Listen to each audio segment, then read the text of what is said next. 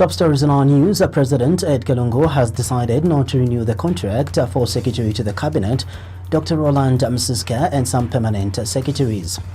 Former Republican Vice President Lupando Mwape has died, and the Economics Association of Zambia says it is still too early for Zambia to rush for an International Monetary Fund (IMF) financial bailout. And other news in detail. Republican President Edgar Lungu has decided not to renew the contract for the Secretary to the Cabinet, Dr. Roland Msiska, which ends on 20th February 2019. And President Edgar Lungu has made changes at permanent secretary level. President Lungu has assigned Dr. Msiska to head the Zambia Atomic Agency, Zamatom, while Deputy Secretary to the Cabinet in charge of administration, Patrick Kangwa, will act as Secretary to the Cabinet when Dr. Msiska's contract comes to an end. And the President has appointed Central Province Permanent Secretary Chanda Kawe as National Coordinator for the Disaster Management and Mitigation Unit DMMU under the office of the Vice President, taking over from Ms. Yanda Mwape, who becomes a Permanent Secretary at the Ministry of Chiefs and Traditional Affairs. President Lungu has not renewed the contract for the Permanent Secretary at the Ministry of Chiefs and Traditional Affairs, Michael Pwete. He has also moved Dr. Leah Mutala, Permanent Secretary at the Ministry of Community Development and Social Services, to the Ministry of Home Affairs, while Ms. Pamela Kabamba moves to the Ministry of Community Development. The President has moved a Permanent Secretary at the Ministry of General Education, Dr. Felix Piri, to Lopro Province in the same capacity, taking over from Dr. Abuleti Samokila, who goes to Eastern Province. Eastern Province Permanent Secretary Chanda Kasolo has been transferred to the Ministry of Information and Broadcasting Services, taking over from Mr. Godfrey Malama, whose contract has not been renewed. President Lungu has transferred Muchinga Province Permanent Secretary Dr. Jobix Kalumba to the Ministry of General Education, while Copperbelt Deputy Permanent Secretary Joyce Ansamba has been promoted to head Muchinga Province as a Permanent Secretary.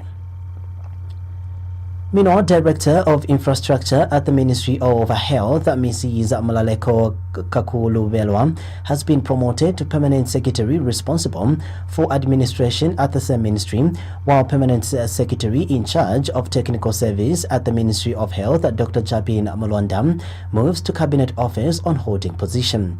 President Lungu has also promoted Deputy Permanent Secretary for Western Province, Bernard Chomba, to Permanent Secretary, Central Province, while Deputy Permanent Secretary at Home Affairs, Willis Manjmela, becomes a Permanent Secretary for Northwestern Province, taking over from Ephraim Mateo, whose contract has not been renewed.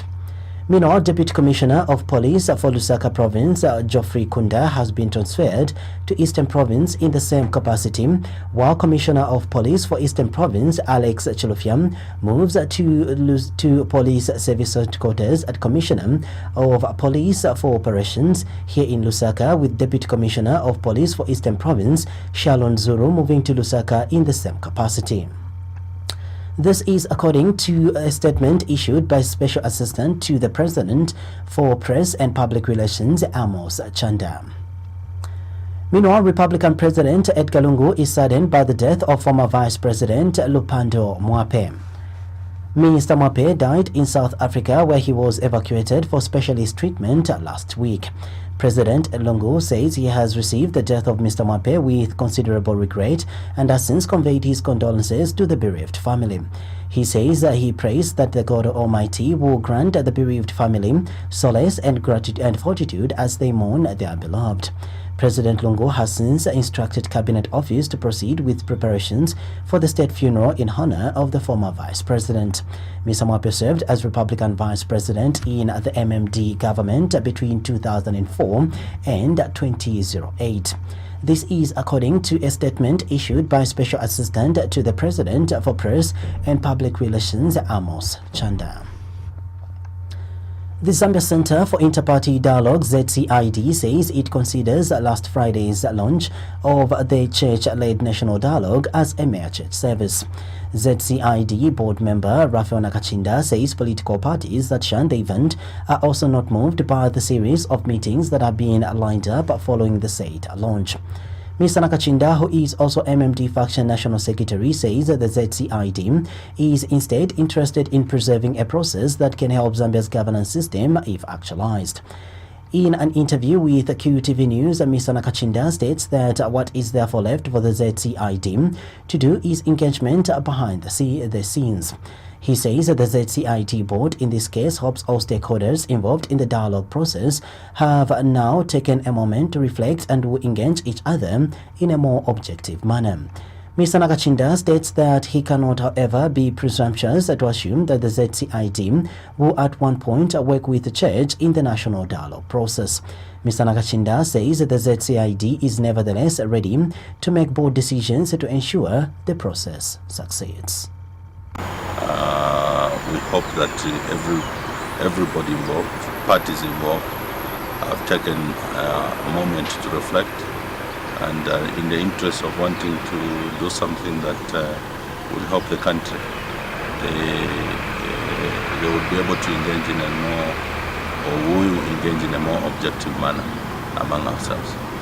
I think our engagement with the stakeholders would be able to determine the way forward. But we are ready to make bold decisions that would help to have this process move forward and achieve the desired results. It is our objective engagement that will determine the way forward. In community and court news, a juvenile and her aunt, who were last week discharged by the Lusaka Magistrate Court of the offence of idle and disorderly conduct in connection with how the latter allegedly responded to a police officer over her niece's dressing, have pleaded not guilty to the charge of malicious damage to property. This is the matter in which Miriam Mwanza, 28, and her 16-year-old juvenile niece are jointly charged with the offence of malicious damage to property. Particulars of the offence are that on December 22nd, 2018, the duo jointly and whilst acting together willfully and unlawfully damaged two padlocks valued at 70 kwacha, the property of Zambia Police Service. It is alleged that on the said date, the juvenile, in the company of her aunt, publicly conducted themselves in a manner likely to cause the breach of peace. When the matter came up for trial, Magistrate Rachel Statachi advised the parties to consider a plea bargain, and that if that fails, the parties should go into reconciliation because the offence the duo is charged with is a misdemeanor and cannot go to trial over a 70 kwacha. She has since adjourned the matter to February 11th for possible trial. And Action Aid Zambia Country Director Nalucha Ziba, whose organization through its global platform wing was at the cause to give solidarity to the duo, says there is no law in Zambia which defines issues of dressing as it is a personal issue. Ms. Ziba says her organization has taken interest in the matter so as to help address the gaps in the Anti-Gender-Based Violence Act No. 1 of 2011, which is under review. Our interest in the case was that because of the accused is a juvenile, and then the aunt is also a youth, so we took particular interest in this case to ensure that justice is delivered, and also to try and understand the court system, as currently the Anti-Gender-Based Violence Act No. 1 of 2011 is under review. So we also want to see how some of the gaps which the Act might have when it comes to cases like this one, because from our understanding, the initial case started from the dress code, and we know that there is no law which defines the issues of dressing. Dressing is more of a personal issue, so we find the first case to be more of the women's rights and human rights violation, but now there's a second case which we can comment on before the courts of law. But our keen interest is to see how the justice delivery system will work in this case. Former non-governmental organizations former non-governmental gender organizations coordinating council chairperson Sarah Longwe has expressed concern that for all the criminalities that are happening in the country, people have concentrated on what women wear, a situation she says it is unnecessary. The Economics Association of Zambia (ESZ) says it is still too early for Zambia to rush into an International Monetary Fund (IMF) financial bailout. ESZ President Lubinda Habazoka says that the ESZ does not think Zambia is in a financial distress that requires it to seek for financial aid to support its balance of payment. Dr. Habazoka notes that, for example, his association has observed that despite the kwacha not performing well against other currencies, Zambia's inflation is single digit. In an interview with Q News, Dr. Habazoka says with such fundamentals, the ESZ cannot support the surrendering of the country's fiscal and monetary policy through IMF bailout. He states that his association is, however, encouraging government to continue engaging the IMF and adhering to their recommendations. Dr. Habazoka adds that if the IMF was to give Zambia a financial bailout, it should have done so by now. It's too early for us to rush into an IMF package, because when you get, for example, 1.3 billion and then you tie yourself up to conditions that do not improve the livelihoods of your citizens, I think you are disadvantaging yourself. As an association, we think that yes, we should continue talking with the IMF and adhering to their recommendations. For example, we are in an austerity on measures that the IMF already recommends, are reflective fuel prices, electricity tariffs, and also cuts in terms of government expenditure. So I don't know what else the IMF is going to ask from us. I think if they needed to give us money, they should just give it to us now, because we are doing everything that they want any other country to do. And you know, when some people promise you 1.3 billion, they give you 300, then they tell you for you to receive another 300, go and do it. Center for Trade Policy and Development, CTPD, Head of Programs and Research, Brian Winga, says mining firms should not use workers as scapegoats to avoid complying with the newly introduced sales tax by government. Mr. Winga feels that threats by some mining firms to cut jobs are manipulative and should not be tolerated. He says that workers are innocent and should not be sacrificed by the mining companies. Mr. Winga says that mining companies should rather engage government in a dialogue over their concerns. Meanwhile, Mr. Winga has reminded the mines that Zambians deserve to benefit from their mineral wealth. He believes that the introduction of sales tax will enhance local resource mobilization. Sentiments by mining companies threatening to lay off workers as a result of the standoff that they have with the government on the newly introduced mining tax regime. And our view as Center for Trade Policy and Development that this move is quite manipulative. I think it's not the first time that the mining companies are threatening to lay off workers. Just in the recent past, when there was an energy crisis on the copper belt, they used the same trump card. But we're saying innocent miners should not be used as victims when they have a standoff. What the mining companies should realize is that Zambia is a copper-dependent economy. The copper that they are extracting is our copper, and Zambians ought to benefit from those minerals. So if at all they're having any challenges, let them engage the government, let them have dialogue with the government and not lay off any workers, because sacrificing workers is not the best way. They can find an amicable solution to the impasse that they have. But what the government has done this far, introducing a new mining tax regime, is the best move, because we want to mobilize more resources domestically. We're trying to move away from overly depending on borrowing money from external sources, because that has cost us a lot as a country. And the only way that we can be able to do it is by mobilizing resources domestically, and that is by taxing the mines more than what we've been taxing them. Because what I've been paying in the past is peanuts.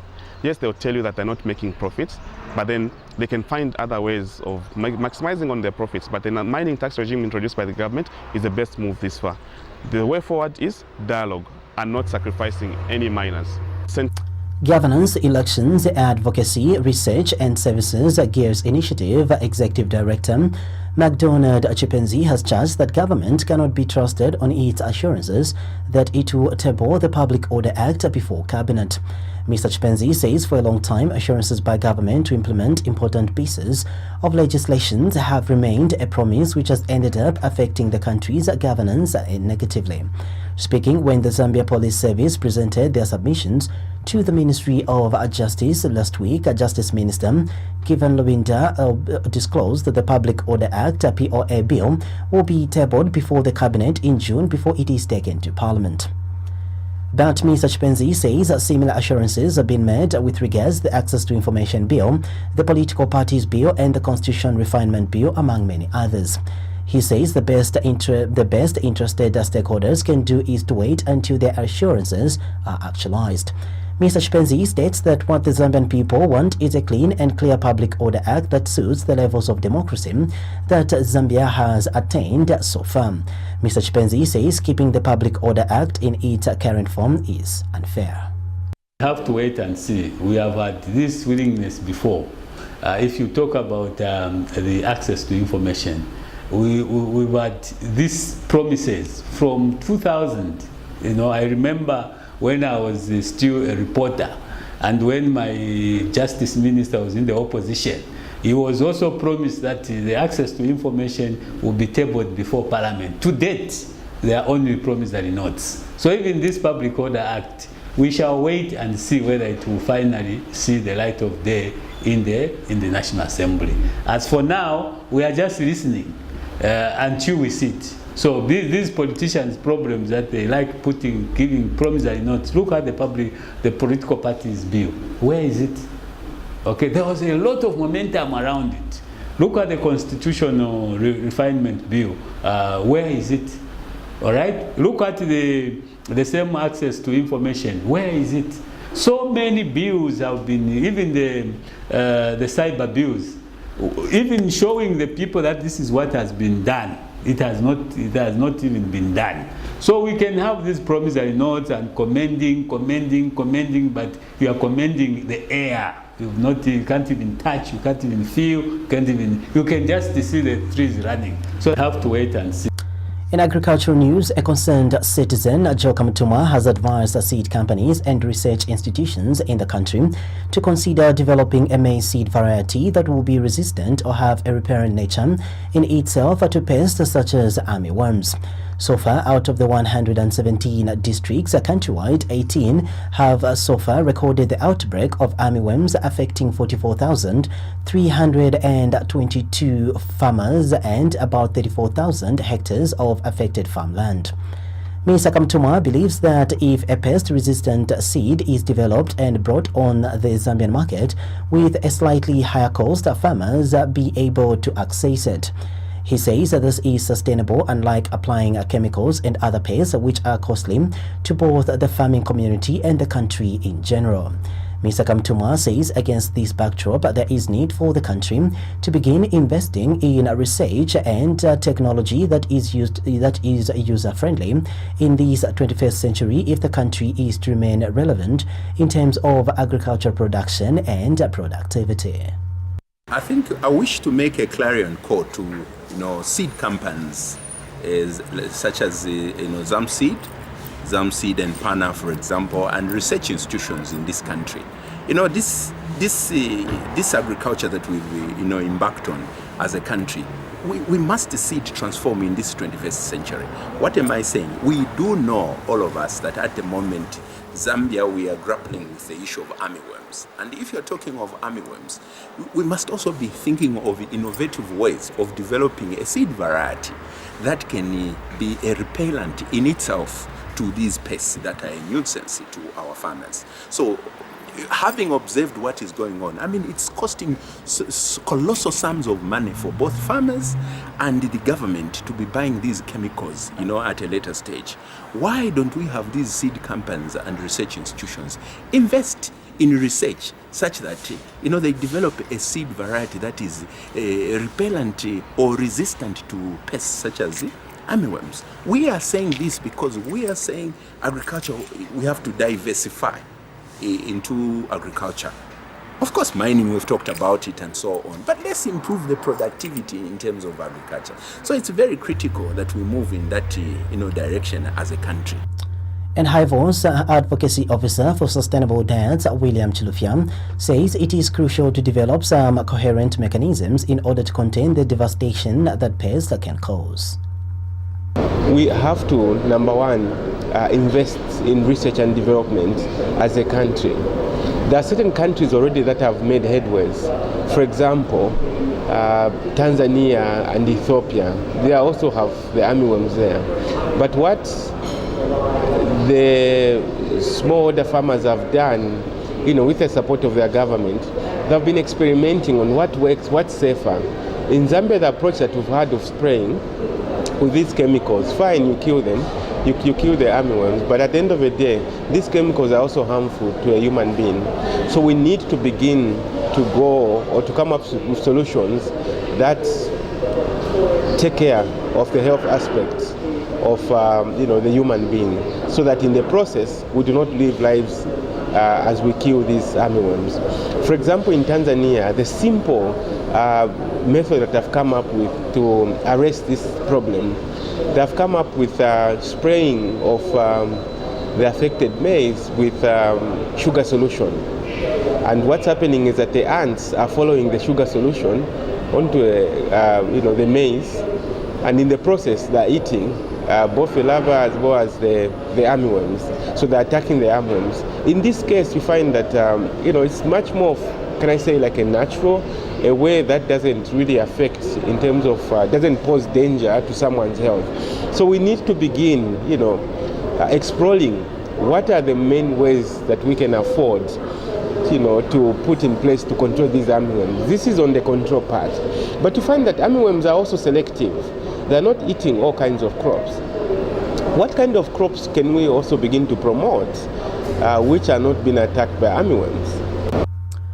Ministry of Defense Permanent Secretary Study Mwale has observed that the country has recorded a reduction in maize smuggling following the deployment of men and women in uniform in border areas. Mr. Mwale says smuggling must not be condoned because it creates an artificial shortage of food in the country. He says the fact that government has put stringent measures in place to deal with smugglers does not mean that it is against the exporting or importing of goods in the country. Mr. Mwale says government wants to ensure citizens have enough for consumptions before exporting to neighboring countries. But my men and women are doing a good job. I'm having a lot of complaints from people who have been smuggling. But we are telling them that if you're patriotic, Zambians, and you love your country, there's no way out. We can be, you can engage yourself into illicit business of smuggling maize and the meal, which is, our staple food in our country. You create a shortage in your own country, a country where you're born from, where even your kids stay, then you create a good supply in the neighboring country. We are not saying we're bad-hearted by saying meal should not go to neighboring countries or maize should not go to neighboring countries. But this, came from His Excellency the President, because he knows the stocks, the national stocks that are able to feed the nation. So what we have at the moment is best for Zambians to consume that. But if we want to feed everything, even what we have not planned for our neighbors, then that would create an artificial shortage. And I'm sure many people are actually, they would want to create an artificial shortage. At the end of the day, they start blaming government. So this is a verse that the government has taken keen interest, and we have placed our men and women in uniform there. And I can tell you that this issue, as it stands, we are not going to back as the Ministry of Defense. We will support our men and women in uniform. We have sealed up all the borders. So those who are doing that, they should know that we will not let them escape through any route. When we impound, we will make sure we impound, including the vessel. So it has reduced. If it is there, maybe it's just those people who take one bag, maybe in a plastic bag or whatever it is. But any consignment that would be in excess of. The Water Resources Management Authority (WAMA) has disclosed that it has up to date registered in excess of 15,000 existing boreholes. WAMA Acting Director for Water Resources Management and Information, Oscar Silembo, has however observed that from the time the authority extended the deadline for the registration of existing boreholes, there has been a reduction in the number of individuals as well as drilling companies turning up to register as well as apply to drill boreholes. Mr. Silembo says that this is despite the fact that there are a lot of boreholes that have not been registered. He has since appealed to the general public not to be inconvenienced by waiting until the March 31st deadline in order for them to register their boreholes.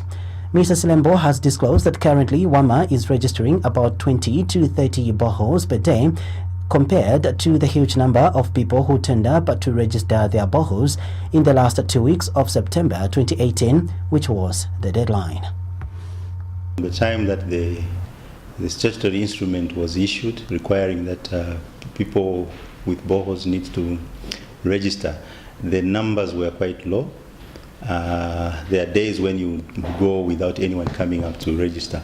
But as we went almost near the deadline, or say 2 weeks, 2 weeks before the deadline, that's when we noticed a a large increase in the number of people that were coming up to register, even up to the time the announcement was made about the extension.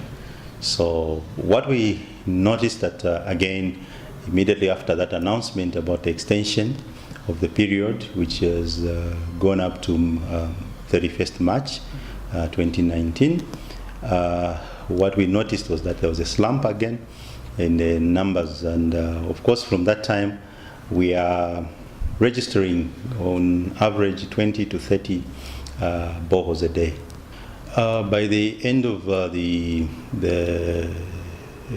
by 31st, or is it by the end of the year last year, we had about 94 licensed drillers, and then in terms of the boreholes that were registered, we were counting in excess of 15,000. The Islamic Supreme Council of Zambia, the Islamic Supreme Council of Zambia, ISCZ, President Sizwe Zimba has bemoaned the slow pace at which drainages are being constructed in Lusaka. Mr. Zimba has attributed the delay to complete the construction of the drainages in some parts of Lusaka to poor planning by the authorities. He says as long as those in authority do not improve their planning, it will be difficult to deal with floods in the country. Mr. Zimba has since called for the need to expedite works on the construction of drainages in order to address perennial floods. You know, it's like the way our planning is bad. This I want to say it. We always plan when there's a disaster. Then you see teams planning. I guess that's how, you know, allowances are more when there's a disaster. Because even Korea, we're supposed to be planning, we should have planned like a year before. But you find when there's an outbreak, that's when you see people, you know, there are meetings and there are allowances and there's money being made. So I believe that the people responsible for such disasters should be removed from the offices and replaced by people, capable people who can plan in advance. Look, we have to plan. We have to have a 5 years plan for the floods. And when you ignore the floods, the next thing you open your doors, you find there are floods. It's always important that we don't ignore them. We plan, even if we don't know what is ahead of us, but we should be, I guess the people that the town planners should be replaced by the right people. Maybe we get outsiders who can help the town planners, I think, you know, outside the box. Because I see that when now the situation is bad, that's when you see people getting busy. What my suggestion is that let those who failed last year be fired and be replaced by people who are going to plan for the future. Center for Young Leaders in Africa, SILA Executive Director Jones Malunga has made a clarion call on President Edgar Lungu to consider nominating youth to Parliament in 2019. Mr. Malunga says that demographically, majority of the country's population is youth, and therefore it would be prudent for the President to consider youths in his nominations to Parliament. He says appointing the youth will help motivate them to aspire for leadership positions. Mr. Malunga says as much as there are a few youthful people in Parliament, there is need for the President to nominate more young people as members of Parliament. And a serious consideration for the President as he nominates these members of Parliament. We appreciate that Honorable Mupiri has been nominated, Honorable Nakachinda has been nominated, but then as young people, our argument is that demographically, this country is composed of young people, 82%. And this is a very, very large stakeholder. Now, out of all the 8 nominated members of Parliament, we would love as young people to see young people there that are not necessarily youthful at heart, but young people that are brilliant and they are young, you know, they are below the age of 35, being nominated to go into Parliament to be able to receive the capacities that will make them take over these positions in the near future. So, really to keep appointing these people that are young at heart it's a good thing, but I think as young people our cry is that let the president also consider appointing or nominating young people into the house. It is a welcome move. It will be something that we'll look forward. That's all we had in our news, but before we go, a recap of stories making headlines. Republican President Edgar Chagwa Lungu has decided not to renew the contract for Secretary to the Cabinet, Dr. Roland Msiska, and some permanent secretaries. Former Republican Vice President Lupando Mape has died, and the Economics Association of Zambia EAZ says it is still too early for Zambia to rush for an International Monetary Fund (IMF) financial bailout. Thank you for your time. Until next time, it's bye-bye.